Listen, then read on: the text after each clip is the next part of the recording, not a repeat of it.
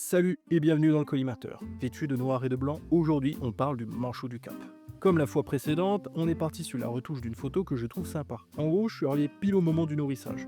Et je me suis dit que ce serait sympa de le photographier. Le plus dur cette fois-ci aura été d'obtenir un cliché net de l'action, car je voulais obtenir une image où l'on voit l'animal ainsi que la main de la personne. Ce qui a rendu la prise de vue difficile, c'est dans un premier temps la personne en elle-même, qui n'était pas une soigneuse. Aucune idée de ce qu'elle faisait là, mais elle était accompagnée d'un vrai soigneur.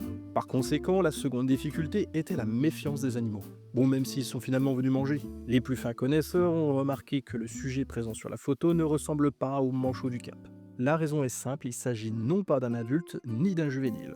Dans notre cas, on a un manchot qualifié d'immature, ce qui veut dire qu'il ne possède pas son pelage blanc et noir ainsi que le U inversé sur le torse. Ici, la face avant est dominée par le blanc et son dos par un plumage gris-noir.